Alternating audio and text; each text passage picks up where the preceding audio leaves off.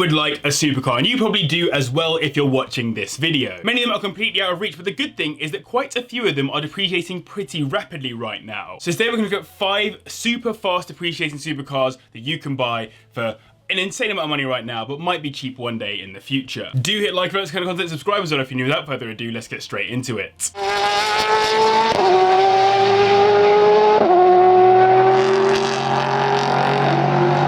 The battle for the fastest GT product around the Nürburgring is hotly contested, and one of Mercedes' main competitors in this space is this, the limited edition Mercedes AMG GTR Pro, effectively a GT3 car for the roads and capped at just 750 models. Each one comes with a 4-litre twin-turbocharged V8 engine, which makes 576 brake horsepower, taking them to 60 in 3.5 seconds, which actually isn't that fast by supercar standards, but GT racing has very rarely been about how quick your car is, and instead focused on how poised it is instead. This car spent multiple hours being developed at the Nürburgring, so its time of 7 minutes 4 seconds makes a lot of sense, although I would say it's a shame they didn't quite build a sub-7 car when most Porsches nowadays do manage to break that mark. When it comes to drivability though, multiple reviews by actual racing drivers mention just how much it handles like a proper GT3 car, helped by the track pack, which gives it a cage, harness and fire extinguishers, as well as specifically produced Michelin tyres for the car and a track pace app that logs your lap times, G-forces and other data to help with on-track coaching. This is a serious race car for the roads, above and beyond your typical supercar, so for anyone looking for something a little bit more aggressive from this list, it might be the car for you. If you bought one of these brand new in 2019 with no spec options, adjusted for inflation, you would have spent around £230,000, whereas now they start at around 140k, with most sitting at around the 150 to 160k region. That means annual depreciation of around 7.83%, 39% total, and £90,000 lost, which isn't the absolute end of the world compared to normal road cars, but as a limited edition car, I wouldn't say it's optimal price performance. The car is too limited to really talk through major common problems in any depth. Instead, the main problems I could find on owners' forums were with the service experience from Mercedes. When cars did go wrong, they didn't feel as well looked after as they had felt by some other brands. I'm not saying this is everyone's experience, but at a glance through the forums, I found plenty of examples of owners complaining about dealership experiences. From GT3 to GT now, as we move over to the Ferrari Roma, a car not built to take on the Nürburgring as much, but rather to get you there in amazing luxury and comfort, turning heads along the way for its sweeping lines, beautiful soundtrack, and of course Ferrari badge. That soundtrack I mentioned comes from its 3.9-litre twin-turbocharged V8 engine, which makes 620 brake horsepower, taking it to 60 in 3.4 seconds, which again isn't that quick,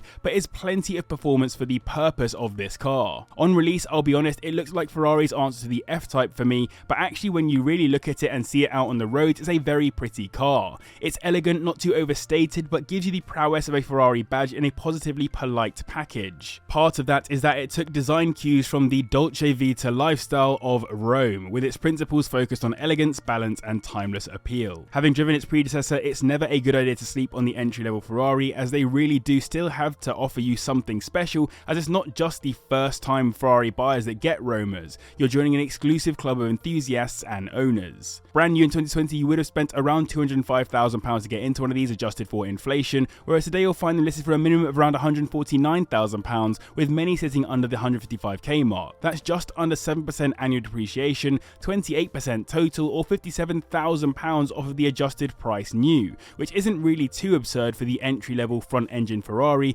especially when you look at cars like the California. Since release, they have had a few recalls around the world, and some owners on forums did mention gasket issues with the engines, leading to the cars being in for services at Ferrari dealers very often in the first few years of ownership. All in all though, I can't find too much about them being unreliable right now given they're quite new, but I would mention that a lot of owners did have a tough time choosing between the Roma and the car that comes in at number 1 on this list. McLaren have had quite a few run-ins with depreciation since they started consistently building road cars, and their new Artura is no different, as while this is definitely the newest car on the list, second-hand prices have definitely at least lost the VAT here in the UK, if not more in some places, in under a year of the car being out on the roads. The Artura is the only hybrid car we have on the list, which does have some benefits in the world of ultra-low emission zones and the likes. It's a 3-litre twin-turbocharged V6 hybrid to be exact, which puts out a combined 670 brake horsepower, taking it to 60 in 2.9 seconds, so now we're getting into some proper supercar performance. What's particularly interesting about that powertrain is the move away from the typical McLaren 3.8 twin-turbo V8.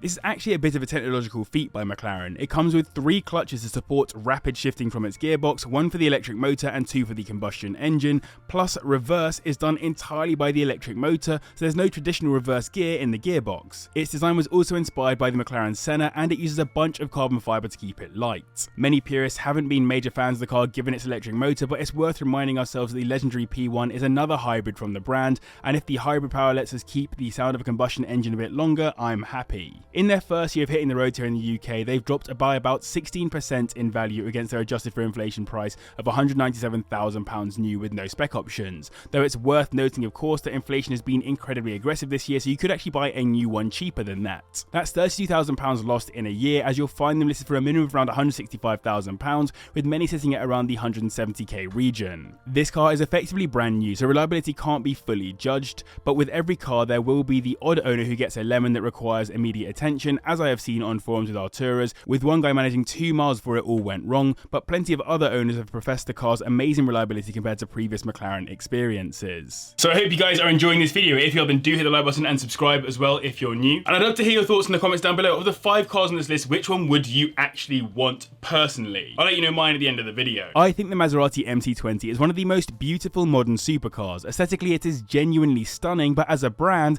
Maserati are renowned for terrible depreciation figures, and since the MT20's release in 2021, this has definitely dropped a little more in price than owners who bought them new might have liked. It came with quite a controversial engine too, a lovely 3-litre twin turbocharged V6, which makes 621 brake horsepower, taking it to 60 in 2.8 seconds, pretty aggressive pace, but critics did question Maserati's claim that it's an entirely Maserati block when they suggested it shared many similarities with the engines found in multiple Quadrifoglio Alfa Romeos and many Ferraris too. This car is truly a return to real performance form for the Italian brand. They haven't really had anything as supercar-esque since the absolutely stunning MC20, which is one of my personal favourite cars of all time. And it's not just good looking, owners on forums have generally agreed that it's a lovely car to drive, with its interior and dynamics truly prioritising driving experience over anything else. This is of course helped by its active vents and spoilers around the car, which help it to maximise grip everywhere it can, and it makes use of F1 inspired technology like pre-chamber ignition, which effectively results in higher engine output and lower emissions, meaning the car didn't have to be a hybrid like the Artura. And then on top of that, it sits on the carbon fibre chassis, which adds rigidity and lightweightedness into the mix, although it has been noted that the car might actually weigh a little bit more than originally claimed. This is the second most depreciated car on the list, as brand new in 2021 adjusted for inflation, they would have cost you around £221,000 in base spec, whereas today you'll find them listed anywhere from around £154,000, with many hanging on at around the 165k mark. That means slightly over 30% depreciation total since 2021, around 10% per year, and a total of £67,000 lost. Like the McLaren, most issues I could find came almost immediately for owners and were resolved quickly too. It's not yet clear how reliable this will be longer term, though some owners have been a bit upset with the weight of the car being heavier than the claims by Maserati, and the potential this has to impact timelines on replacing consumables. Taking the top spot in this video thanks to its absolutely ridiculous performance is this, the Porsche 911 992 Turbo S, a car from a brand that I would never typically include in depreciation videos until more recently, as Porsche has begun to succumb to the strange circumstances we find the used car market in right now. Having driven this car in anger at the Silverstone Porsche Centre, I can tell you it's an absolute rocket, thanks to its 3.7 litre twin turbocharged flat 6 engine, which makes 640 brake horsepower, taking it to 60 in 2.6 seconds, and many third parties have measured it getting to 60 even quicker than that. Either way, I feel like the car moves the earth beneath you as it launches. I've honestly never felt anything like it from a combustion engined car. What I found to be so amazing about this car was the fact that driving it at speed felt like I was in a video game. I could have been playing any racing simulator in a properly grippy race car, not a car built for grand touring. Everything was done for me, and if I made a mistake, the car corrected it for me too. This genuinely has true track capabilities alongside its grand touring prowess. And that's because when you drive it slowly, it feels like a VW Golf, where plenty of other fast cars I've driven feel like they want to go fast all the time. The Turbo S is perfectly comfortable cruising along at slow speeds, meaning you're less likely to always be doing license losing speeds. The interior is lovely in them too, a great place to be, and the general looks are fantastic. A good friend of mine has a Turbo now, and you can expect them to be either supercar-esque or fade into the background, just like the way they drive. These were holding values relatively well for quite some time, but this year has definitely hit them a bit, as they would have been around £188,000 new adjusted for inflation inflation in 2020, while now you'll find them anywhere from around the £137,000 mark, with many available for under 140k. That means annual depreciation of around 6.87%, the lowest on this list still, and a total loss of around £52,000, so compared to many other cars on this list, not terrible, but still not Porsche. And so there you have it, 5 supercars that are depreciating pretty rapidly right now and will hopefully be cheap one day in the future. As I said, let me know in the comments which of those 5 you would personally have if you could. I would have the MC20, I think. If you want to see a bunch of other cheap exotic cars for way cheaper than this, then click up here, subscribe as well down here. Huge thanks to the patrons for their support and to you as well for watching. And I think this is the last video of the year. So thank you very much for a great 2023, and I will see you in the next one.